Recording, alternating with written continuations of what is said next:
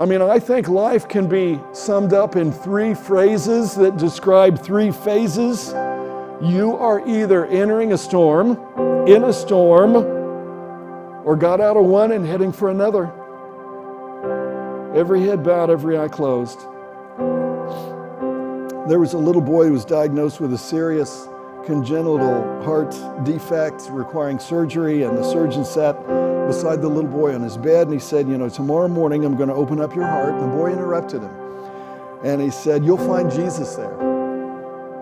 And the surgeon was, kind of annoyed, but he continued. He said, look, I'll cut your heart open to see how much damage there is. The little boy said, but when you open up my heart, you'll find Jesus there.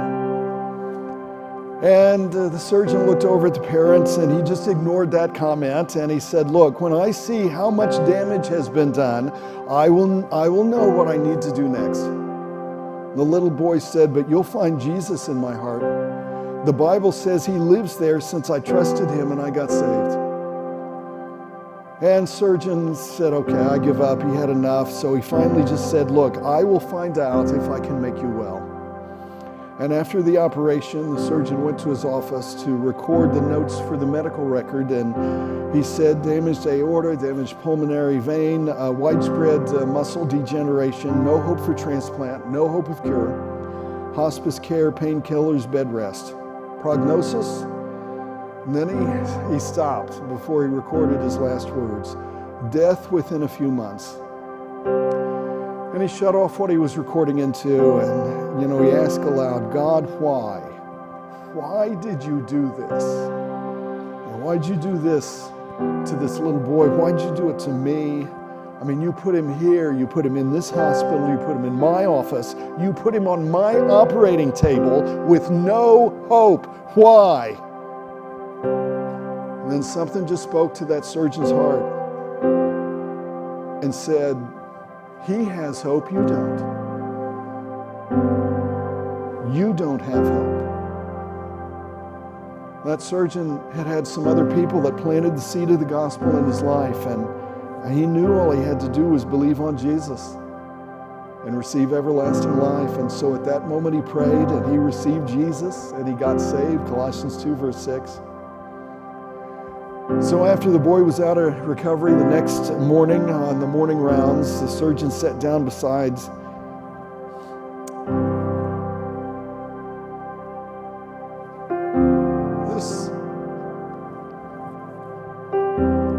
boy on his bed. And I know this is just a story I heard about. But I have been in those hospital situations when a parent has a child, and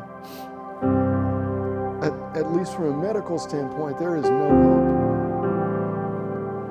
The little boy woke up and he whispered, did you cut open my heart? The surgeon said, yeah. Well, he said, what did you find? He said, I found Jesus. Have you found Jesus today?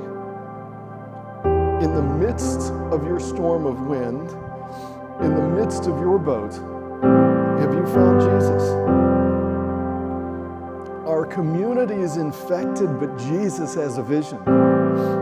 And our society is afflicted, but Jesus has a mission so that you can get involved in healing the afflicted. I mean, I have hope. Do you? Hope lives here in this church.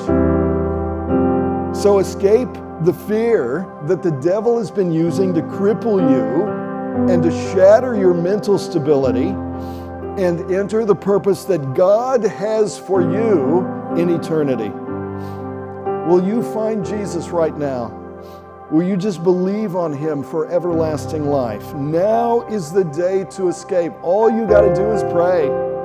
I mean, your heart to God, knowing that he hears you. To receive Jesus into your heart, just pray and say, God, save me today for Jesus' sake. Not for my sake. I don't deserve it. There's nothing I have done or could do. Jesus did it all. He did it on the cross. I need the hope that lives here. So God, I trust Jesus today. My faith has started because of your words that I heard today. So I trust Jesus for exactly what he's promising me, everlasting life. Here, Jesus, I give you my life.